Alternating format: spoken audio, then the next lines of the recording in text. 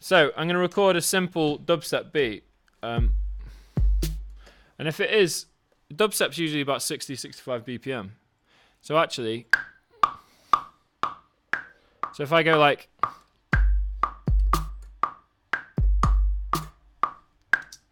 I'm literally just going to do that. So I've got a 2-bar loop. This is a logic loop. I'll maybe make it go on for 4 bars. And I'll quantize it.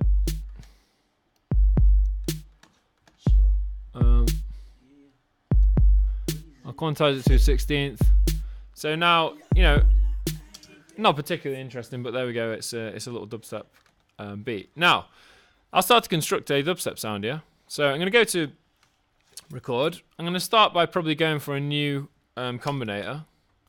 So in the way that I was talking to you guys before, I would now usually start with a combinator, and then when I've done my combinator, what's the second thing I'd usually start with? Mixer. Yep. Yep, so I'm going to do a line mixer because I'm probably going to have, I don't know, I'll probably do this with about 3 instruments chained together, maybe a few effects processors. So I'm going to do a line mixer with 6 lines to choose from.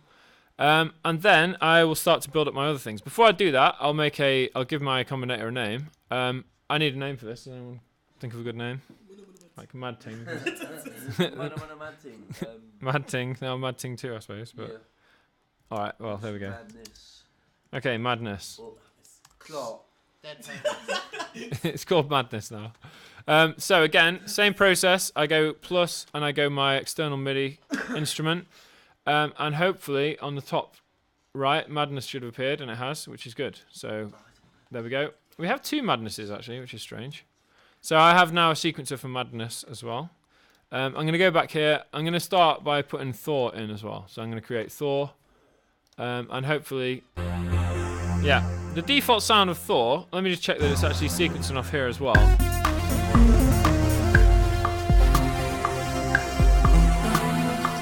So that all have sounded a bit strange, but I was just doing it because I wanted to check. Yeah, so my sequencer is definitely working for Thor. I'm going to start it over here as well. Right, now Thor, the default sound of Thor is a pretty strange kind of, it's called Epic Poly, but it's kind of a big, you know, a strange thing like that. I'm going to go into Thor a little bit more depth. First thing I'll do is this button here, see Show Programmer, right? At the moment, Thor has not got very much stuff in it, so you just go Show Programmer, and then you can see what's actually in Thor, yeah? Now, what I'm going to do, this is some kind of default patch with all sorts of crazy things being used, but I'm actually going to, I'm going to initialize the patch. Do you remember how I did with Maelstrom, yeah? I want to start from scratch, so I'm going to go bang, and you'll see that all the stuff will disappear. Actually, apart from 2 things. So it keeps you with the standard oscillator. So there's certain oscillators within Thor. There's like 7 of them, which are all these ones. The most simple one is the analog oscillator. And it's like that at the moment is a triangle wave. If we change there, it's a square wave, and then you've got the more of a kind of more of a smooth triangle wave, and then a sine wave. So actually, you know, this is the basic Thor oscillator. Just to say, it also provides you with a basic low-pass filter if you want as well. You know, so you've got some basic cutoff and resonance. So, you know, actually when you initialize Thor, it's not exactly initialized, it still gives you 2 basic things. So in fact, what I'll do, you can actually, I can delete that. Oh, no, I don't want to do that. I'll tell you what, actually, right, I'll sort that out in a minute. Just to say, Thor has 3 oscillators, right? So you can feed up to 3 different sounds within Thor to start as an oscillator. And just so you know what these things mean, if you follow the arrows, they will send you, like for instance, at the moment only oscillator 1's enabled. So when I enable 2 later, you can do loads of stuff and forget to press that, and so it never does anything, if you know what I mean. So this is the way you actually make filter 2 and 3 actually do anything. So just to say, that's another part. Right, what I'm going to do, now I said about oscillators, I said the 2 things about dubstep are, one of them is wavetable synthesis, right? So I'm actually going to do this. I'm going to get a wavetable oscillator. Now a wavetable, to try and explain briefly what it is it's kind of like 16 different waves. Like you have sine waves and triangle waves and all those different waves that we just talked about.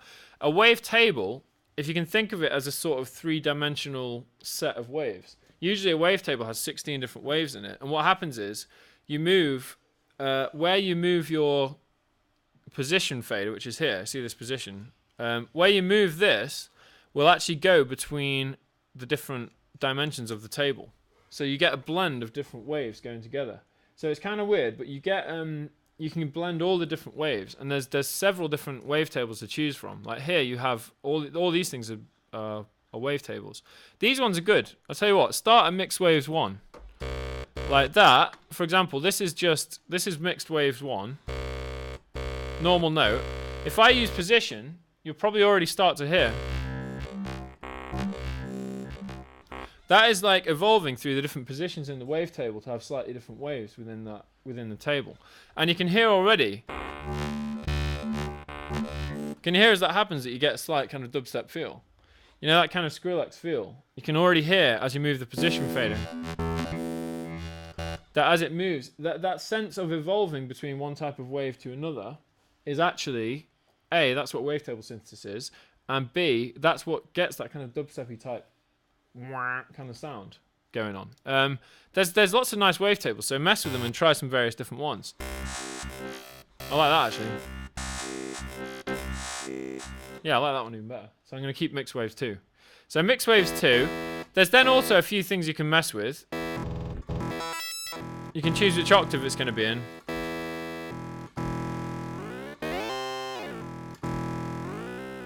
And there's a few kind of like different, there's a few different things you can choose. In a basic sense, what I'm going to do, I'm going to start from here. I'm going to do, I'm going to create a bass line with Thor, which actually then, which kind of like has a basic bass line. I'll do something which is nice and simple. When I would say, when you do dubstep, my one tip for you would be, do long notes, yeah? Because if you have long notes, it allows you to do all that kind of stuff. So I'm going to do a simple bass line. I'm going to also, my other tip would be, in terms of harmonically, use some augmented fourths. Use some nasty intervals. Because a lot of dubstep bass lines, they have like nasty intervals that clash. So I'm going to just create a little bass line as I do it. So.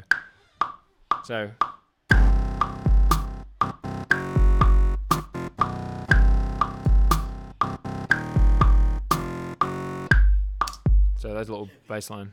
Yeah. So now that I've got the bass line, I'm going to quantize it as well. I'm just going to double check. Oh, that went wrong. So, yeah. And now that I've got a bass line, I'm going to start making it a bit more fat. Before I start filtering it, right? Before I start filtering it, the other thing I'm going to do, what I like to do with bass lines in dubstep is have multiple octaves. So have the bass line. One thing you can do now, if you want a second oscillator, I could do like, you know that simple oscillator that comes up to start with? The analog osc, right? If I do this, and I actually enable 2, I forgot about that. You know, I was saying if you don't do 2, it doesn't come on. It'll never come on. So I'm going to do that. I'm also, this allows you to do a mix between 1 and 2. What I want to do is,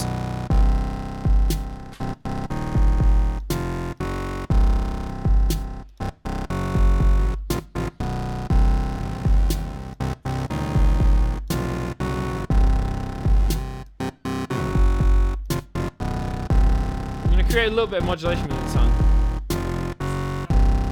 It's like a what? Yeah, it's a bit kind of like, it's a bit dark.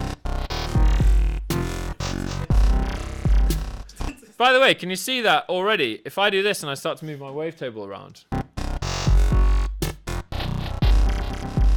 Like, I'm not really started to automate it yet, but you can hear that you start to get that dubstep-y type element, right?